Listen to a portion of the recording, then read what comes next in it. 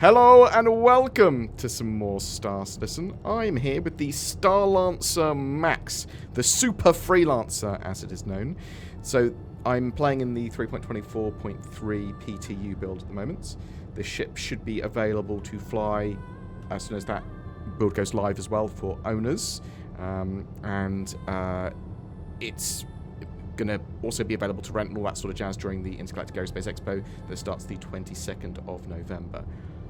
This ship is really big. That's the first thing you need to understand. It is significantly larger than a Freelancer. It is bigger than a Constellation. It is close to a 600i in size. That's the sort of ship that it is closest in size to.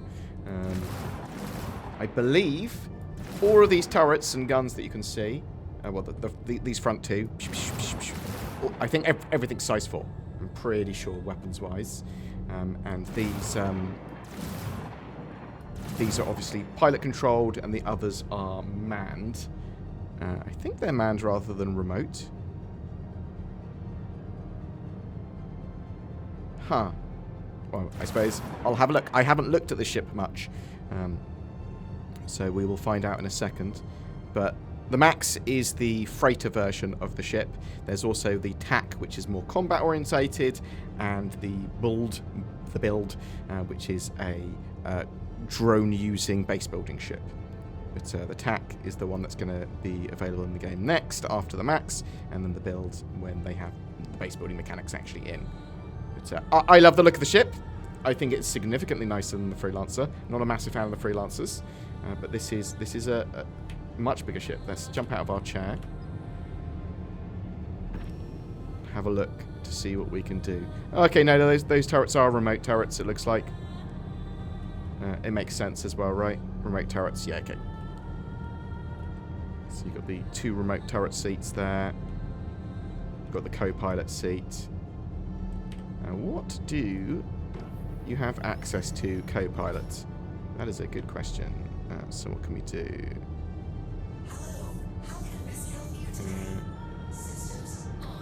Okay, well, not all the buttons are operational yet. There's a cringe button. Okay. Cool. So when they actually add the engineering gameplay in the hopeful 4.0.x patch, and it's supposed to be coming in now, we'll be able to have a bit more multi-crew and a bit more recent, have co-pilot and that sort of stuff. But so up in the cockpit, you've got room for 4 crewmen. And stations for each. So the 2 remote turrets, the pilot and co-pilot. You have some component access.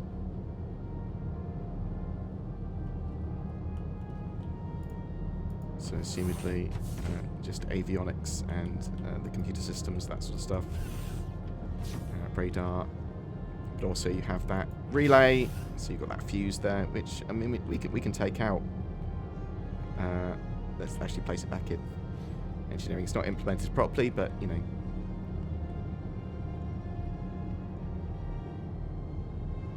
So pretty big cockpit and bridge. And then you've got your escape pods. Enough for the crew in the bridge. Absolutely great. I assume these are all actually open now. Escape pods, not operational yet, but I would expect them to be operational pretty soon. I say pretty soon. By 1.0.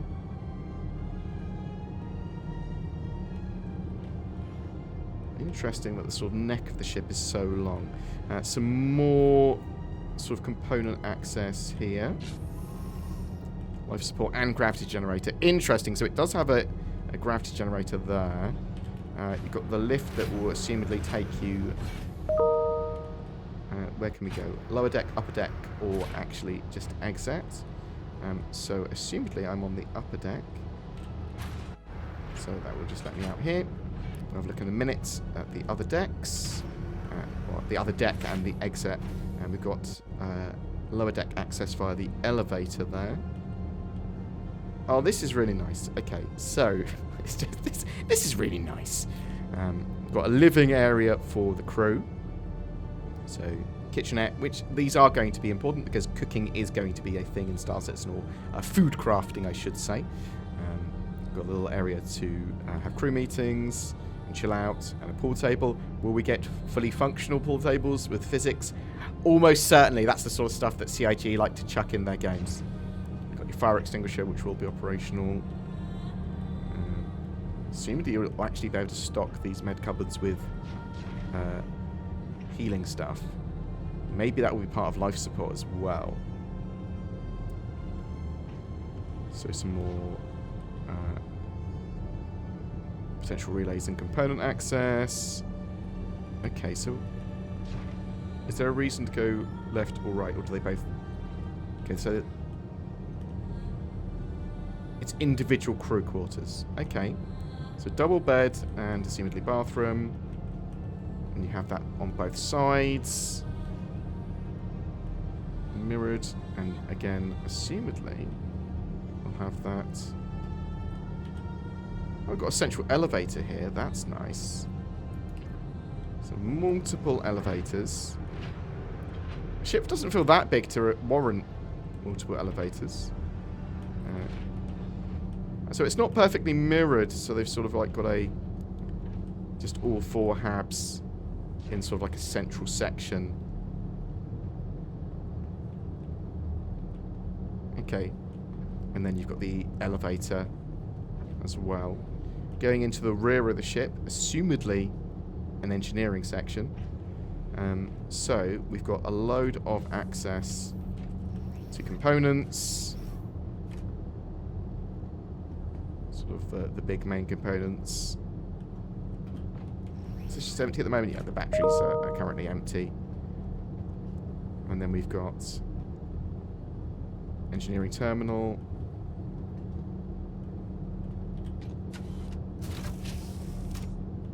And your drives, your engines, all that sort of stuff. I love the effects these have. These are so dangerous if they go wrong. And we do know that if power plants go critical, that they can blow up your ship. So bear that in mind. But yeah, nice little engineering section. You will be able to do all your power management, everything from the engineering terminal as well. Let's go have a look at the lower deck. And I suppose we can just access it via here.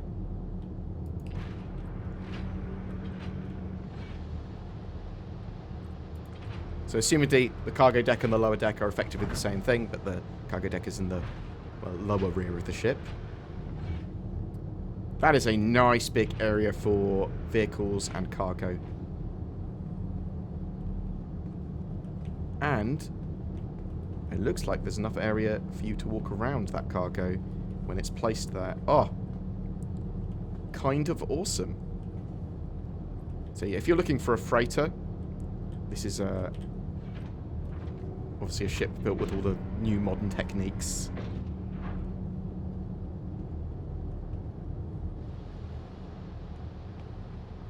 Very cool.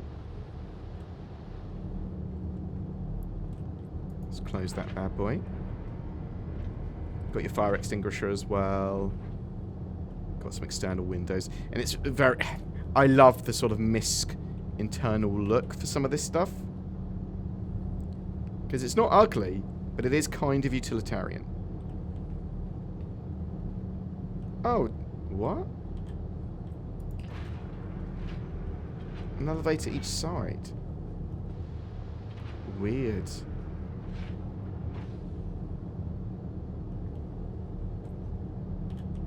Oh, was one of them just take me down?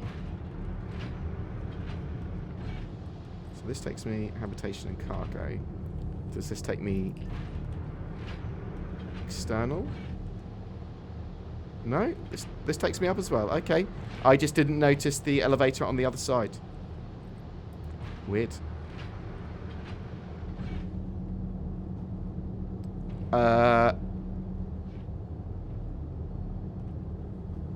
Is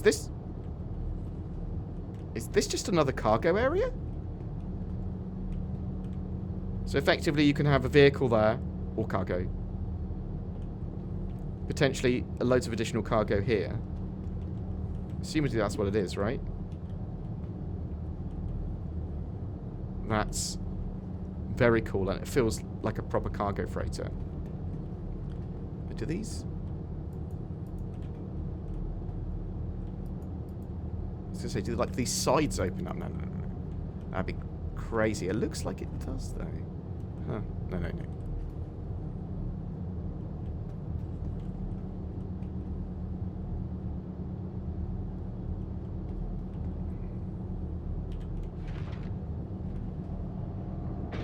They do open up! They do! That is awesome. And makes a lot of sense. So you're on an interesting investigation with me. Now, if I was down there, how would I get up?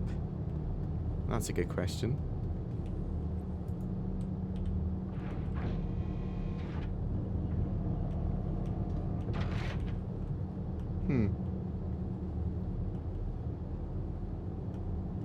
But awesome that opens up and allows for cargo loading and unloading.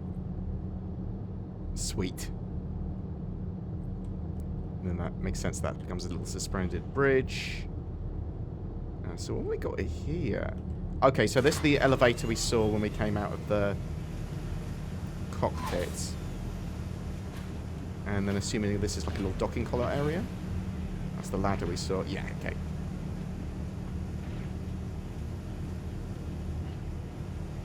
So got your docking collar. Armory? What? Oh, very cool. Okay, so it's got a little weapons locker. And suit access for your armor. Oh, I love this. What a fantastic little ship. So, yeah, I think this is going to be absolutely great for small organizations. Or, well, I say small organizations, you know. I mean small groups of players. You've got a sort of like a crew of 4. But absolutely great. So, I suppose it works pretty well with... Well, I was going to say more, but there's only 4 living quarters, right? So it's probably focused... And 4 escape bots. So it's probably focused at that. So let's jump back into that pilot seat. I've become invisible, it seems. Or am I... No, I'm good. I don't like the style of the Hudson MFDs at the moment on MISC, or at least on this ship. Maybe it's just one I won't like, or maybe CIG will change and evolve it. And let's fly around a little bit. Actually, let's go land. I do think it looks pretty cool.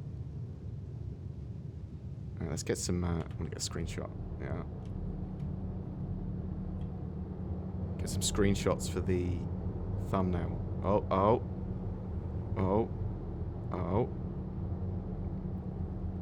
So, something like that for a thumbnail is probably pretty good. And then we can land this bad boy. Let's actually have a look at the landing gear deploy.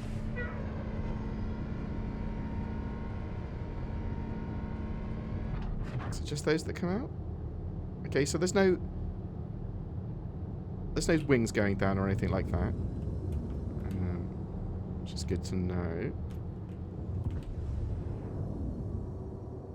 I'm just going to land over it, which is my typical place of landing when I'm in Arena Commander. I think we've got a load of size 3 missiles as well.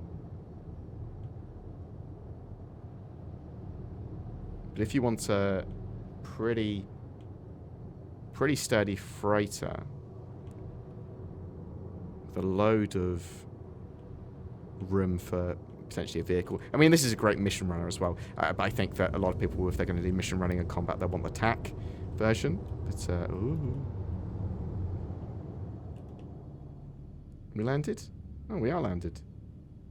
Nice.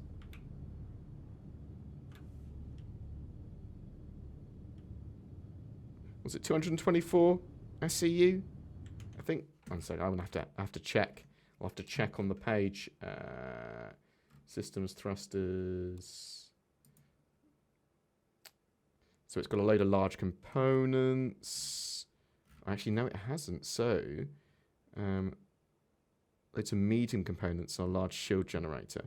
So the TAC looks like it gets upgrades a load of its medium components to large.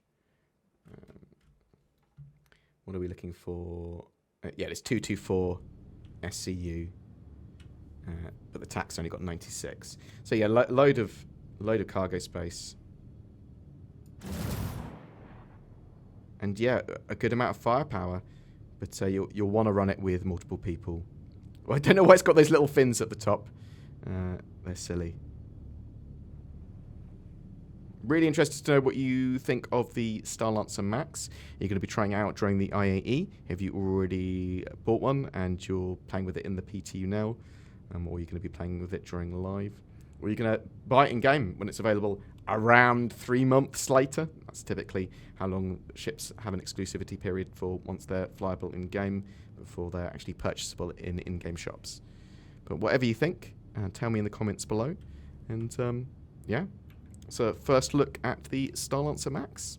Welcome to the Intergalactic Nord Expo, where there's only one vehicle here, the vehicle for better internet security, accessibility, and privacy. I wish I could watch Netflix in Japan or Pyro or whatever. Boom! I can, and I'm so protected. It's not a concept. You can fly with nordvpn.com/BoredGamer today. And with NordVPN, you don't need any variants, but it is pay to win because you need to buy it or get a subscription and then you win. Use the links below to get massive discount.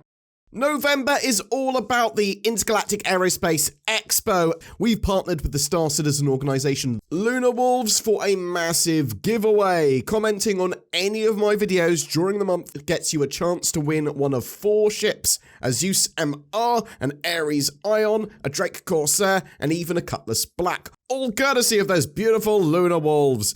But wait, there's more. Sign up to the Lunar Wolves recruitment page, link down below, for a chance to win an RSI Polaris with lifetime insurance. They're recruiting. You might be looking for an org. I'll chuck some further information and terms and conditions and stuff in the video description as well.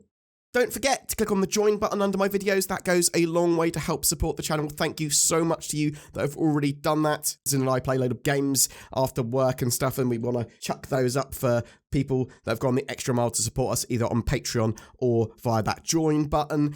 Just remember to like and subscribe as well. Comment, ask us some stuff. Thank you so much for everyone that supported the channel, whether it be for a day or for the last several years, a decade. Oh my God, we've been doing this for so long. Thank you so much for watching. I hope you have a great November and Intergalactic Aerospace Expo.